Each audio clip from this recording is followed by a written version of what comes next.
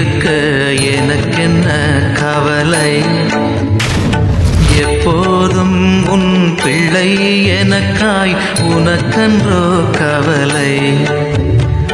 இயேசுவுக்கு பிரியமான அன்பு இறை உறவுகளே, நண்பர்களே, இதோ சிறப்பாக இந்த புதிய நாளில் உங்கள் ஒவ்வொருவரையுமே சந்திப்பதில் மிகுந்த மகிழ்ச்சி. ஆண்டவர் இயேசு கிறிஸ்து எனக்கு ஒவ்வொரு நாளிலுமே ஒரு புதிய உற்சாகத்தை கொடுத்து அவருடைய வார்த்தையை எடுத்துரைப்பதிலே, போதிப்பதிலே எனக்கு அவர் கொடுக்கிற நல்ல செயல்களுக்காக நன்றி கூறுகிறேன்.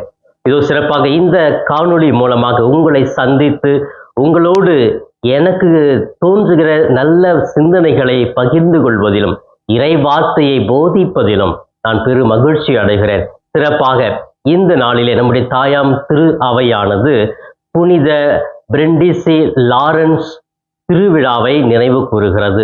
ஆம் பிரியமானவர்களே, இந்த புனிதர் பிரெண்டிசி நகர் லாரன்ஸ் அவர்கள் இயேசுவுக்காக தன்னை முழுமையாக அர்ப்பணித்தவர். ஒரு மறை வல்லுநராகவே இருக்கிறார். அப்படிப்பட்ட ஆற்றல் வாய்ந்தவர், கடவுளை போதித்தவர். அவருடைய நல்ல பண்புகளை இன்று என்னுடைய வாழ்க்கையில் எடுத்து நான் வாழ முயற்சி எடுக்க வேண்டும். அன்புக்குரியவர்களே, சிறப்பாக இந்த இன்றைய மன்னாவின் மூலமாக நம்முடைய தாயாம் திரு அவையும் நம் ஆண்டவர் இயேசுவும் நமக்கு கொடுக்கிற இன்றைய மன்னா மத்தேயு நற்செய்தி 12ஆம் அதிகாரம் 38 42 முடிய பகுதிகள். பிரியமானவர்களே, இந்த பகுதியினுடைய மைய கருத்து என்ன அப்படின்னு பார்த்தீங்கன்னா, நாம் யாரை தேடி செல்லுகிறோம், இயேசுவை எதற்காக தேடி செல்லுகிறோம் என்ற ஒரு 2 கேள்வியில் யாரை தேடுகிறோம், அப்படி இயேசுவை தேடினால் இயேசுவை எதற்காக தேடுகிறோம் என்று சிந்திக்க அழைக்கப்படுகிறோம். அன்புக்குரியவர்களே, சிறப்பாக இன்று அந்த ஆலயத்தில் உள்ள மறை வல்லுநர்கள், போதகர்களும் பரிசேயர்களும் இயேசு கிட்ட போயிட்டு ஒரு அடையாளங்களை உங்களால செய்ய முடியுமா அப்படின்னு கேட்கிறாங்க. ஸோ இவர்களுடைய நிலையை பார்க்கிற பொழுதே அவர்களுக்கு நம்பிக்கை இல்லாமல் இயேசு கிட்ட போயிட்டு உங்களால் இது செய்ய முடியுமா, செஞ்சு காமிச்சிங்கன்னா நாங்கள் நம்புறோம் அப்படிங்கிற ஒரு மனப்பான்மை அவர்களுக்கு இருக்கிறது. ஆம் பிரியமானவர்களே, நம்பிக்கை குறைகிற பொழுது இப்படிப்பட்ட சந்தேகங்கள் வரும். இப்படிப்பட்ட அடையாளங்களை நாம் பார்த்தால்தான் நம்ம நம்புவோம். அப்படிப்பட்ட ஒரு மனிதர்களாக நம்ம கூட பலர் இருக்கிறோம். ஆம் பிரியமானவர்களே, இந்த நற்செய்தி முழுவதுமாக படித்தால் நமக்கு கிடைக்கிற ஒரு 3 உன்னதமான நல்ல பண்புகள் என்ன அப்படின்னா, என்னுடைய சிந்தனையாக நான் உங்களோடு பகிர்ந்து கொள்கிறேன். இந்த இறைவார்த்தை நீங்கள் படிக்கிற பொழுது உங்களுக்கு கூட நிறைய கருத்துக்களை, சிந்தனைகளை கொடுக்கலாம். பிரியமானவர்களே, இதோ சிறப்பாக முதலில் நான் தியானிக்கும் பொழுது எனக்கு வந்தது, அடையாளங்களுக்கு உரியவர் இயேசு கிறிஸ்து.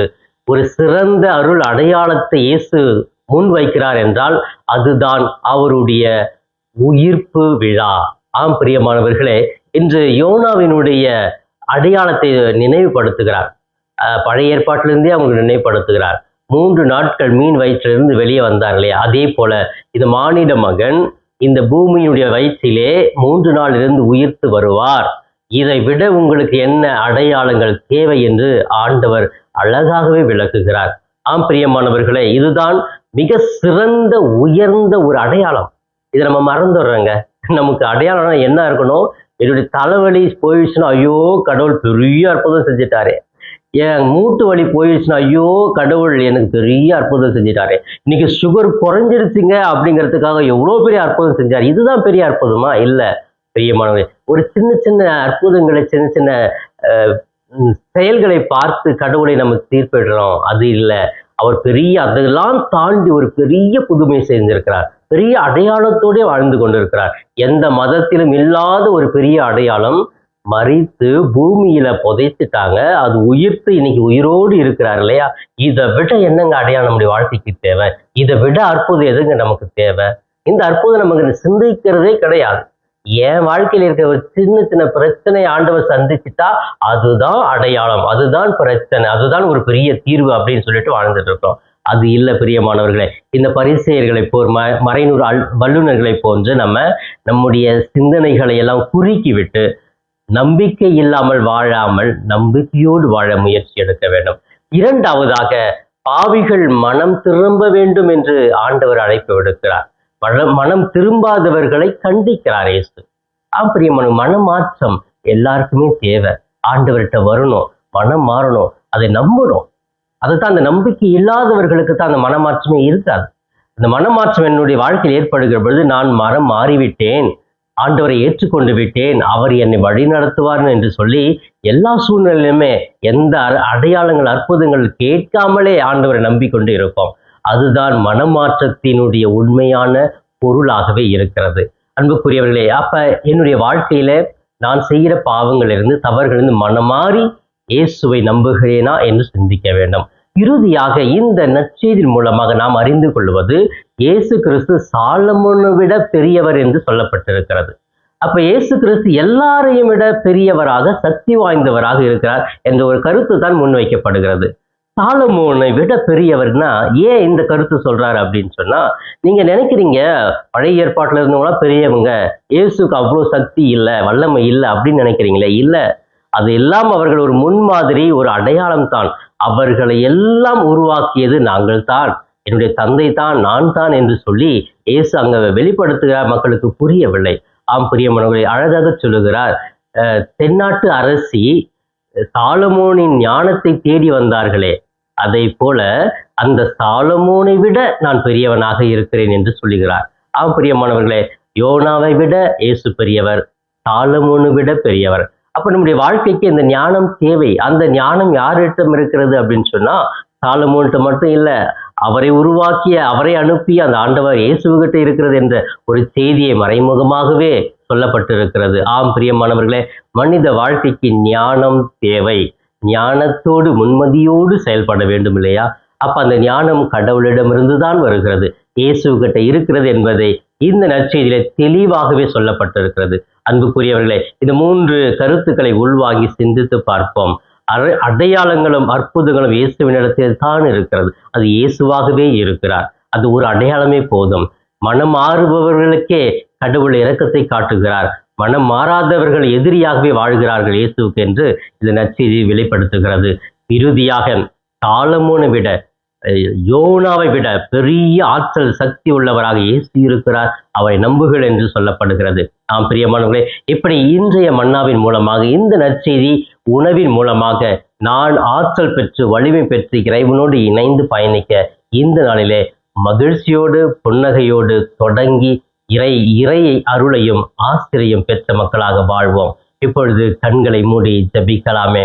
எங்கள் நேசிக்கும் எங்கள் தாயும் தந்தையுமான இறைவா, உம்மை போற்றுகிறோம், வாழ்த்துகிறோம், ஆராதிக்கிறோம், நன்றி கூறுகிறோம். சிறப்பாக இந்த புதிய நாளை எங்களுக்கு ஆசீர்வாதத்தின் நாளாகவே கொடுத்திருக்கிறேன். இதோ திங்கட்கிழமை, இன்று எங்களுடைய வேலைகளை எல்லாம் தொடங்க செல்லுகிறோம். பள்ளிக்கு செல்லுகிறோம், கல்லூரிக்கு செல்லுகிறோம், இப்படி சிறு சிறு தொழில்கள் செய்ய செல்லுகிறோம். எங்களுக்கு ஆதரவாக இரும். உடல் வலிமை தாரும். உடல் சோர்வுகளை நீக்கி போடும். சாத்தானுடைய அந்தகார சக்தியுடைய செயல்பாடுகளை நீக்கிவிடும். எங்களுக்கு ஆற்றலை கொடும். இந்த நாள் முழுவதும் நாங்கள் தூய ஆவியால் நிரம்பி மகிழ்ச்சியோடு வாழ எங்களுக்கு ஆற்றலை கொடும் தெய்வமே. இன்னும் ஆண்டவரை, எங்களை சோதிக்க சோர்வுகளை கொடுக்கிற பொல்லாத அந்தகார சக்தியிலிருந்து எங்களுக்கு விடுதலை கொடும். கணவன் மனைவி ஆசீர்வதியும், பிள்ளைகளை ஆசீர்வதியும், பெற்றோர்களை ஆசீர்வதியும், பெரியவர்களை ஆசீர்வதியும், ஊரையும் நாட்டையும் உலகத்தையும் ஆசீர்வதியும். ஆண்டவரே, ஒவ்வொருவரும் உமக்கு ஏற்ற பிள்ளைகளாக உமது திட்டத்தின்படி வாழ்ந்து நேர்மையோடு நிதானத்தோடு உண்மையோடு வாழ ஆற்றலையும் வலிமையும் கொடுப்பீராகும். தேவையில்லாத எண்ணங்கள், குழப்பங்கள், போட்டி, பொறாமை, பழிவாங்கும் எண்ணம் என்று தீய குணங்களை உட்கொள்ளாமல் நல்ல குணங்களை உட்கொண்டு அன்போடு பாசத்தோடு மகிழ்ச்சியோடு ஒவ்வொருவரும் வாழ திரும்ப செய்யும். இவையெல்லாம் எங்கள் ஆண்டவரும் மீட்பெருமான இயேசுவின் இணையற்ற நாமத்தில் ஜெபிக்கிறேன் என் ஜீவனுள்ள நல்ல பிதாவே. ஆமேன், ஆமேன். பிரியமானவர்களே, இந்த நாள் இனிய நாளாக இறையருளை நிறைவாக பெறும் நாளாக இருக்க வாழ்த்துகிறேன்.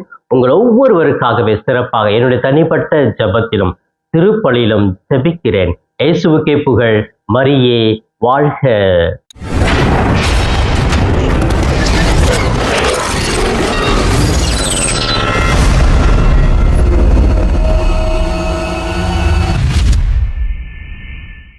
நண்பர்களே, இந்த காணொளியின் மூலமாக உங்களை சந்திப்பதில் மிகுந்த மகிழ்ச்சி. இந்த காணொளியை முழுமையாக பார்த்த உங்களை வாழ்த்துகிறேன். தொடர்ந்து ஃபாதர் தாஸ் கேப் யூடியூப் சேனலை பாருங்கள், ஜெபியுங்கள், இறைவன் மீது இருக்கிற நம்பிக்கையை ஆழப்படுத்துங்கள். உங்களுக்காக தொடர்ந்து ஜெபிக்கிறேன். இறை ஆசிர் என்றும் உங்களோடு இருக்கட்டும். இறைவனுடைய அமைதி உங்கள் உள்ளத்திலே குடிகொள்ளட்டும். உங்களுடைய குடும்பம் சமாதானத்தோடு வாழட்டும். நீங்கள் எடுக்கிற ஒவ்வொரு முயற்சிகளும் ஆசீர்வதிக்கப்பட நான் தொடர்ந்து ஜெபிக்கிறேன். தொடர்ந்து இந்த சேனல் ஃபாதர் தாஸ் கேப் யூடியூப் சேனலை சப்ஸ்கிரைப் செய்துவிட்டு தொடர்ந்து வருகிற ஒவ்வொரு காணொளியும் பார்த்து இந்த யூடியூப் சேனலை தாங்கும்படி உங்களை பாசத்தோடு கேட்டுக்கொள்கிறேன். நன்றி.